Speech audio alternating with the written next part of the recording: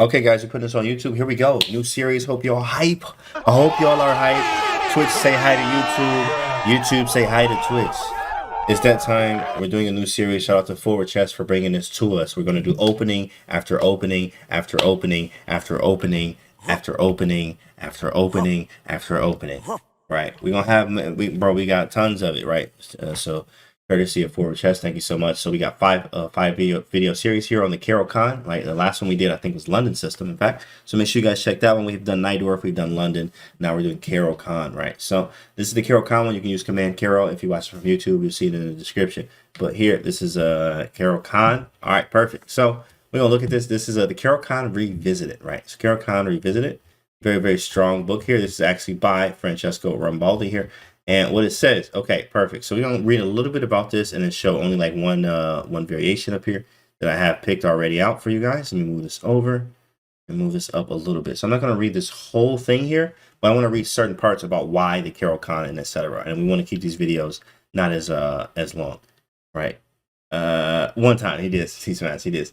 All right, so here, look what this says. It says the modern chess player faces a challenging task before every game: the choice of the opening. 100%.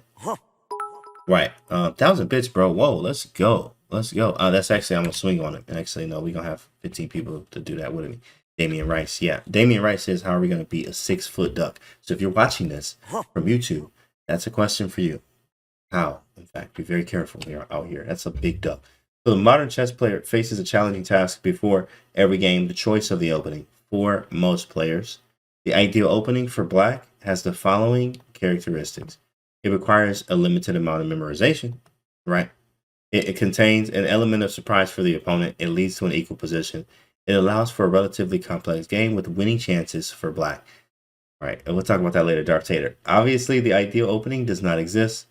Before every game, the modern chess player needs to consider numerous variables, the most obvious being his specific opponent and the tournament situation. Okay, we're not going to read all of this. In fact, I want you to do that. That's why we have it for you to read. Want you to read basically all of it, but here I want to say this right here is last, what to say, a few things here. Caro Kann is a pretty good choice if you're looking to avoid simple draws or major simplifications, since it rarely leads to forcing variations. Caro Kann has also been one of his favorite openings to play and was very first opening that he learned when he was playing chess. The author Francesco here, former world champion Anatoly Karpov, if you like Karpov, espoused this opening throughout his career, and his solid and positional style inspired me to play the Caro as well.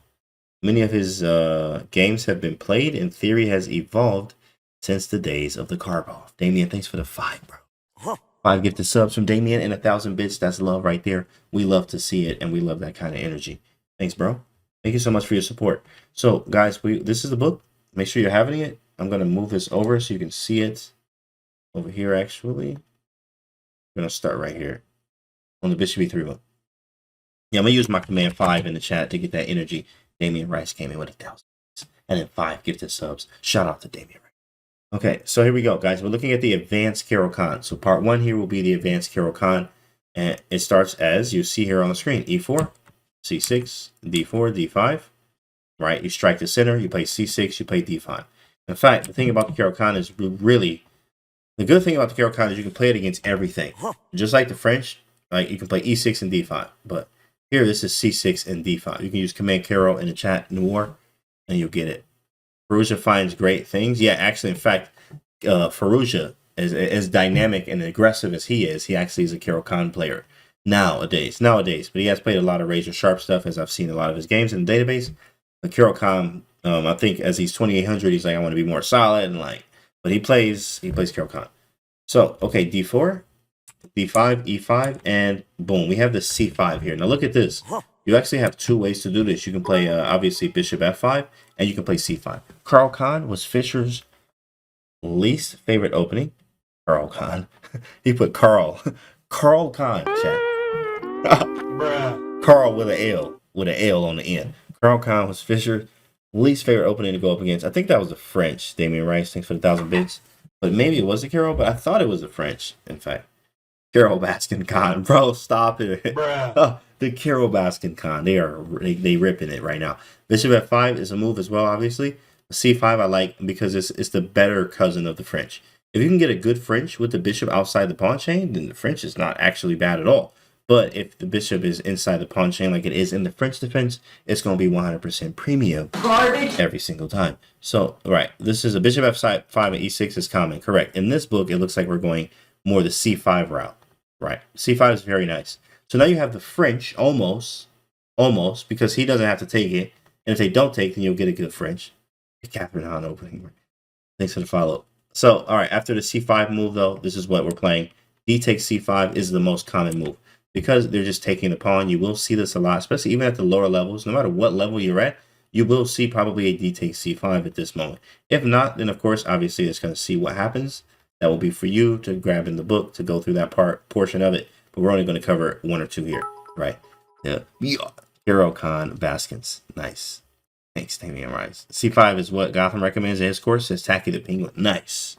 Yeah, that's good to know because shout out to Gotham, by the way, as well. And Levy. Levy's that guy, especially when it comes to the Caro Kann out here. And this is a very nice book on the Caro Kann. Forward chess that I actually looked into myself. I think this is a pretty fire book. And c5 is a very dynamic way to play, especially outside of the bishop f5 stuff you usually do. Low-level people grab the pawn. Mid-level people with no theory, people just try to play normal c3 or knight f3. But then that gives you a normal French. And in fact, high-level theory actually does take the pawn. Steph, believe it or not, they take c5. A lot of times they do take this pawn and try to keep the pawn, which is the whole thing about what white says is, boom, give me the pawn, I'm going to take those, I'm up a pawn. And now what black says is, I need to get it back. So e6 immediately hits c5. And then after the next move, there's bishop e3 that defends the c5 pawn. Cool. So we see the little chapter guide. And then we're going to look at move 1 or move 6. On move 6, bishop to b5, which looks like this from the jump. e4, c6, d4, d5, always the same moves. Exchange variation is my favorite variation for white. Exchange variation? Oh, yeah, that's pretty straight. In fact, they actually cover that, which I think, are we going to cover that? Exchange variation, we're going to cover in part 4, guys. So we are going to look at exchange variation, but a little bit of it, as we can't cover this whole book. So after d5, what's next? e5 happens. c5. 1,000 bits from Damian Rice, right? He's going crazy. Thanks for all the bits, bro. I love it. Thanks for the support. c5, DC, e6, bishop e3. Position after bishop e3. This move brings a positional struggle in which white tries to use his central control, whereas black tries to open lines to gain counterplay. Did you just hear that? Bro. Yo, you guys, read the stuff. Always read, okay? You need to read and understand, right? Bishop e3, there's a positional struggle in which white tries to use the central control, and whereas black tries to open lines to gain counterplay. So your goal here is to open lines to gain counterplay. So moves like it says 97, too slow. Knight h6, I mean, that looks like garbage. Garbage? The heck is that move, my guy? I mean, that's some strange stuff. I guess that's some, I've seen that in the Frenches, but this is a Caro Kann. Yes, I guess, but like, no. Knight d7, though. Okay, so knight d7 is the move. And then it says bishop b5, trying to hang on to the pawn. c4 doesn't do much because you just take the pawn back. And after takes, everything's equal. Black's piece play compensates for the isolated pawn. Knight f3 will be covered in the other chapter, which, of course, you guys will cover that. So bishop to b5. Covers the pawn or pins the knight down to c5, can't grab it. Then he goes knight e7. Knight f3, next move, very natural move developing. Black jumps to f5 with the knight. So you see that quick jump. You also see this quick jump in the French. The knight goes from g8 to e7 to f5 very quickly. Hits the bishop that's on e3 that's attacking the pawn on c5. It's very thematic. These pawns are very weak. Queen can even go to a5 in many cases. I mean, black got some serious counterplay here. Very quickly offered his pawn that white thought he was getting. White plays b4 and says, I'm going to keep the pawn. Remember, white's up a pawn, so you need to be careful. It says a6, forcing white to misplace his bishop on a4, where it will lose contact with some central squares, so the bishop goes back. And then a5, so you see how it gained that little tempo? You could have played a5 immediately, which I don't think that would have made it the biggest difference. But as you see that little nuance, a6 makes the bishop worse on a4 than it is on b5. Very nice little nuance there. A5, this move leads to forcing line where black finds compensation for the pawn and then can simplify down to equality. That's actually a big theme in the Kann. Simplifying down into equality, or even better in games for black, because you have a great structure. Look at black's pawn structure. Better than white's, we would say. I mean, you got some damages here. This is weak too. I mean, we got this to deal with, but overall, and the C file is open, black usually gets to play. Okay, A5 played. They're talking about some novelties, which you can absolutely grab and look at yourself here. After the A5 move, we look at C3 played. And then what was played? Oh, okay, so now he grabbed it. Knight takes E3. Look at this pawn structure from, like, bro, are you kidding me? Okay, white take. Well, I mean, this is not looking good. I don't play this way against the Kann, and I would not like this if I was playing. Let's flip the board here. In fact, I mean, maybe it's not terrible. I mean, from the white side, I actually, now looking at this, I mean, it ain't that bad. I like the bishop coming to C2. I like attacking positions. But it's crazy how you look at it from black side. You're like, yo, your structure is gross, and I can neutralize your attack. But from white side, it's like, yo, I'm about to attack you. I got the open F file. It's really how you look at it. It's kind of crazy. But from a Kann standpoint here, from black pieces, structure is absolutely terrible. So we should be looking to trade. Bishop E7. Castles, A3. Okay, making the structure a little bit better. And black goes Queen C7. Not very advanced stuff. As you see, if we look at the piece placement, the knight went to D7. We got a bishop out. We traded one knight for the bishop. We got the queen to C7, and this is about it.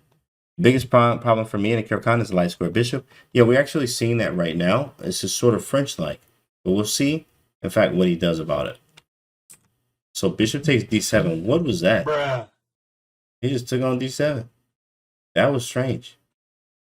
That was strange. And in fact, of course, if you have questions ever in forward chess, what you can do is pull this up. You can click the Stockfish up here. It has 12. I need to tell them to update it. And then, but I mean, Stockfish 12 is still going to crush anything you've ever looked at in your life. You know what I mean? So still extremely strong. But so here, wow, best move is bishop takes D7. You see that? That's crazy. Stockfish saying best is bishop takes D7. So what happens on bishop? Oh, I guess we just take on, the idea here is the pawn's hanging. That's the problem. E5 is hanging. That's why. So if bishop C2, you probably just look, and it says B6. Move 1, and number 2 is knight takes E5. You can just take this, and black's just better. Black's just literally better. Oh my goodness, that's crazy. So looking back at this, what he does is he takes on, after A3, queen C7, he takes so that he doesn't have to deal with it. But he lets the bishop get out and active. Now the bishop can go to like B5. Queen D4. Rook F to B8. What a move. Bruh. I was not expecting that. Rook F to B? Wow. Knight B to D2 and B6. What this is saying is all the plays on the queen side. But of course, here's two things that you can learn here. Is your pawn structure points to which side of the board you play on, where your play is. So your pawn structure is pointing to the king side. Or to the queen side, sorry. And a lot of times in these positions, or Kann, your play is relied in on the queen side. Is there a Greek gift after giving away the pawn? Well, the bishop was not. There was no Greek gift in there, unfortunately. There wasn't anything there. Chef Ham, but good question. He has to give up the bishop because of queen d4, AB, b5. Yeah. Thanks for the follow, Kimber. This is a good game. And then b6 happens and finally breaks up the queen side. C takes b6, rook takes. Rook f to c1. So in this position, as I'm not looking at the text, I'm considering bishop a4. Strange looking move though. Bishop b5. A4. Rook c6. These are all possibilities. Bishop a4. Look at that. That man hot. That saber hot out here, isn't it? Man, that saber's hot. All right. So bishop a4 is the first move that I looked at, but this is restricting this knight. So let's see what it says. An important move preventing knight b3. Absolutely. Thank you. Thank you very much. I was thinking the same thing, big fella. Appreciate it. We're on the same Jedi length. I mean wavelength. Bishop a4 and then c4. After c4, d takes c4. Rook takes c4. Rook to c6. Here and here. That was a good move, huh? Put an exclam on there. Takes out saber holster. Right. 94. A takes b4, A takes b4.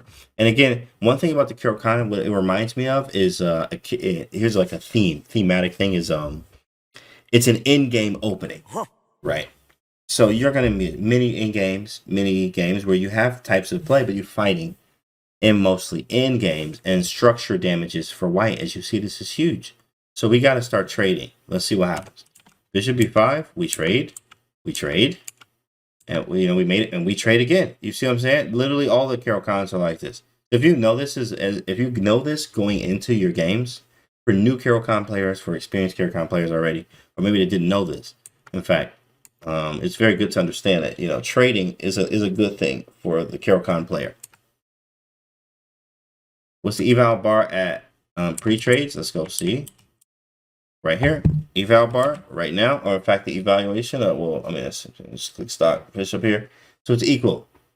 It's equal, but as a human, it's at zeros almost, and they kind of like black a little bit. But as a human, I like black. I completely like black because of the structure in the end game, and I got 2 bishops in the end game.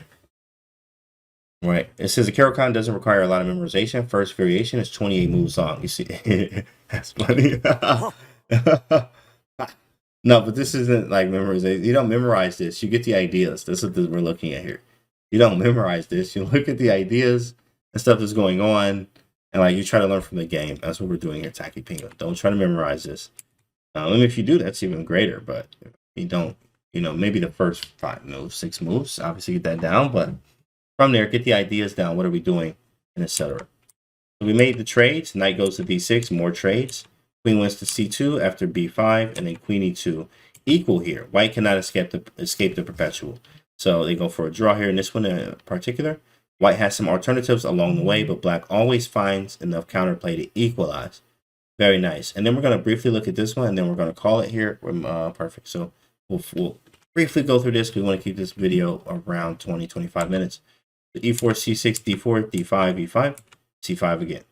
Takes e6 once again. Bishop e3, same move, knight d7. Knight f3, which is a very natural move. Some people won't even go bishop b5. But what's a natural move is definitely knight f3. But here, you actually get the natural move of being able to capture. You probably will face knight f3 more than anything else for players playing the Kann or want to try it out. Simple openings, don't want as much theory and etc. Knight f3, definitely you're going to face a lot because it's a natural move. Develop. Bishop takes c5, bishop takes, knight takes. Let's see what this says. Normally, this kind of position would be considered dangerous for black since the dark square bishops have been traded and he is left with the inferior bishop, the light square bishop.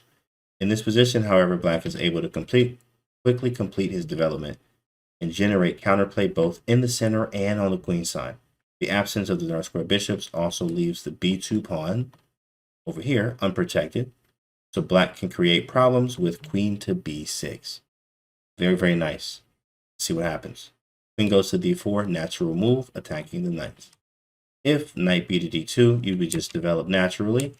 After knight b3, bishop d7. Oh my goodness. Look like you're just hanging in peace. But you're not, though. After knight takes c5, queen a5, and then you take back and you're just active. Like, whoa, that was sweet. That's a sweet little move. But you see the little subtext in here that I just clicked on is what you should be doing at home for people that are getting this and do use forward chess. Always read the subtext. Queen d4. So queen to b6 defends the knight and also attacks b2. a4. Probably playing a5, so maybe we should play a5 ourselves or not. Knight e7, a5, and queen c7. Backs it up. Knight a3. I think this is very comfortable for black. Maybe play bishop d7 or a6. This is very comfortable. Bishop d7, b4. Knight goes to e4. Pawn c4. This would get a little scary, though. Whoa. Castles was the move here. Just laugh in the face of danger and do nothing. Bishop d3. Attack the queen. Hit the queen on c6 here. Or knight c6 hits the queen on d4. Queen goes back to b2. h6 from black. Just bettering the position, improving. I'm sure there was probably like 5 different moves here, which you spend time here. Obviously, h6 is a move. Maybe rook c8, rook b8, rook d8. But h6. And as you see, it says a6 and castle b6 is possible. After the castles, oh, knight g5. Interesting. So you wanted to put the knight on g5. Knight takes, queen takes c5. Bishop h7. What a move. What was that for? What is going on right now? Hold up. Okay, so wait. What did he do? Knight takes g5. And then he took on e5. Oh my goodness. Look at the tactics. Look at the tactics here. Queen takes e5. So if queen takes e5, you would take, and the bishop's hanging, and also the knight's hanging. That's the whole idea. Okay, so let's go back and look at that. That is crazy. Oh, that's what happened. Wait, no, that didn't happen. Queen takes e5. They play bishop h7. Then captured. What is this? This should be more like... They both still hanging. But I guess he said I'm going to get an extra pawn out of it. Sheesh, what a way to get a pawn out of it. C takes d5, E takes... And after all of that, and then the dust settles, it becomes equal. And it says this endgame is equal. Wow, all of that. Whew.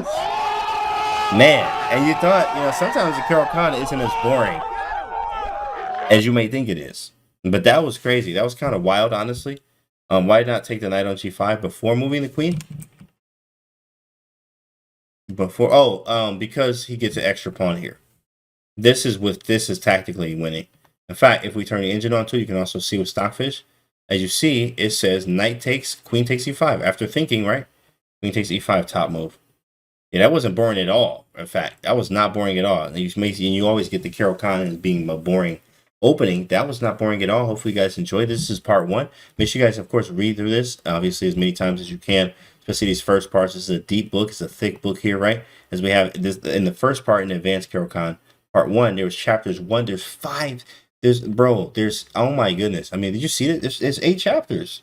There's like 8 chapters, and then there's 2 parts in chapter 8. You know what I mean? Like, it's a thick book. I mean, somehow not that much theory. I mean, I guess they're just showing you the options, but there's small theory involved. And I think every opening, even the sidelines that are super sidelines, come with a lot of theory. Like the ones, the orangutan and them strange openings, still come with theory as well. So, but this one is not as much of a workload. As you see, look at the classical, look at the 2 nights one. Part 1 and part 2. Like, you see how short that is, part 3, stuff like that. So, very easy. But hopefully you guys enjoyed this. Make sure you guys subscribe to the YouTube if you enjoyed the content. And we'll see you on the next one.